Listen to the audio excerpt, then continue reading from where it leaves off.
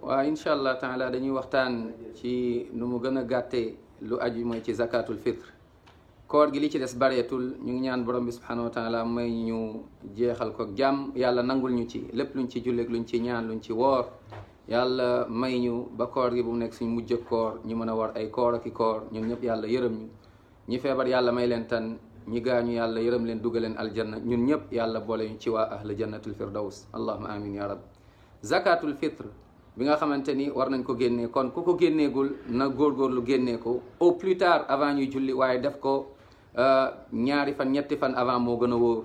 naam di xaar après di daw wala doo am sax koo koy jox yu mel noonu, donc nañ ko génnee alhamdulillah à partir de tey, ndax daanaka ñaari fan moo des incha allah taala, peut-être xëy na li des wala boog ñetti fan mën nañu wax su bëri ba bëri, te daanaka motu ko sax incha allah taala. yal na yàlla nangul ñu. zakatul fitre xaalis lañ koy génnee wala ñam, wax ji bari na ci, ñu ngi laaj ñii ñu ngi laaj ndax xamuñu, ñenn ñu ngi stressé wu, chaque année question bi day ñëw. léegi lan la ñuy génnee? yonent bi sallallahu alayhi wa sallam lum ñu jàngal mooy que ni zakatul fitre nañ ko génnee nii, kañ lañ koy génnee lépp leeral lan lañu ko. maintenant borom xam-xam yi ñooy wax, du sama avis, borom xam-xam yi laay relaté mooy ñoom lu ñu expliqué incha allah taala ci mooy lu jëm ci zakatul fitre. zakatul fitre borom xam-xam yi ahlul ilm qad ixtalafa ahlul ilm, werante wala boog ñaari wax ñëw na ci, bi ci njëkk ñaareelu wax ji am na ñaari gisin, maanaam am na yeneen ñaari wax ci suuf. léegi wax ju njëkk ji mooy zakatul fitre laa yajuuzu an tuxraj naqdan ay tuxraj taaman. nee nañ zakatul fitre kenn du ko génnee, daganul, warul, c'est anormal ñu koy génnee fekk xaalis la. mooy avis bu njëkk bi, wax naa leen ñaari avis la. avis bu njëkk bi nee na donc kenn du ko génnee xaalis, waaye ñam lañ koy génnee. loolu nag borom xam-xam ci ñaari avis yëpp di ngeen gis ay borom xam-xam, ñun du suñu avis, dañuy relater rek après ñaan borom subhanahu wa taala mu nangul ñu ñun ñëpp. jarul coow, jarul xuloo, jarul werante, jarul ay kërel. commencé nañ koor gi ci jàmm, waruñoo jeexal koor gi ak ay xol yoo xamante ni dañoo juyoo, ay xol yoo xamante ni ay mer moo ci nekk. donc nahnu ixwa fillah. premier avis bi ñan ñoo ko wax mooy jumhurul ulama, lu gën a bari moom mooy ci borom xam-xam yi.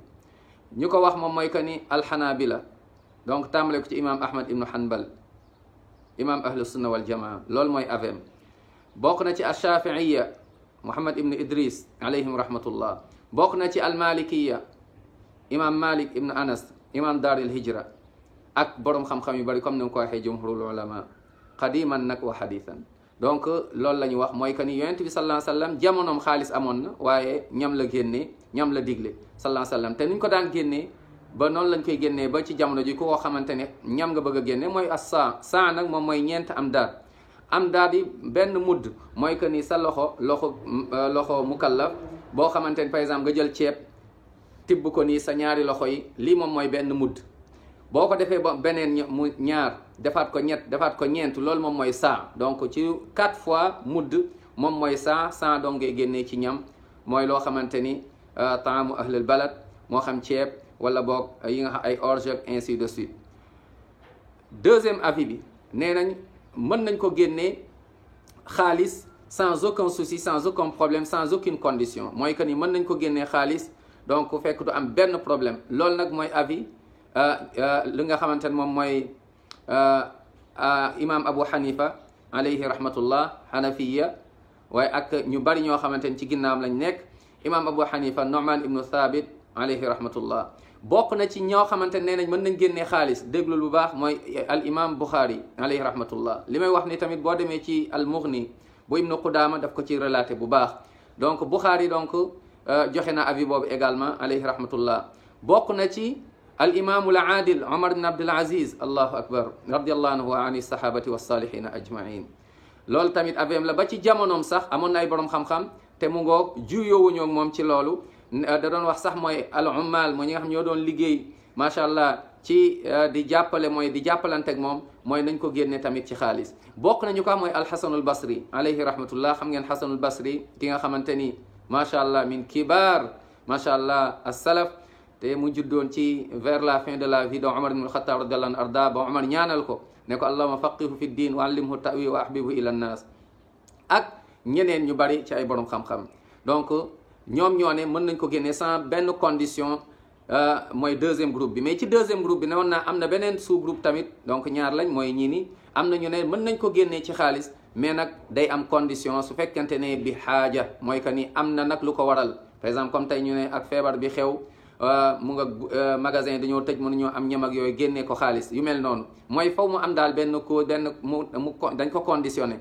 loolu nag avis yenn ci borom xam-xam yi la, bokk na ci mooy cheikhul islam ibnu taymiya alayhi rahmatullah. donc lii lenn la ci avis yoo xamante ni génne nañ ko. ñee wax ni nañ ko génnee ñam, nee nañ ndax yonent sam dafa ne bés boobu fexe leen ba ñu ñàq urnuhum min at-tawaaf ou bien urnuhum fi hada al yawm, fexe leen ba bés boobu bu ñu tàllal loxo. ñu ne bu dee da nga ko jox ceeb, kee ñëw jox ko ceeb, kee ñëw jox ko ceeb, boobaa ba léegi moom day am problème pour togg diwlin yàpp ainsi de suite. donc vaut mieux nga jox ko xaalis, moom après mu xool nu mu koy defee moom njabootam. mais seen avis la, donc dama relater rek lii la ci borom xam-xam yi wax.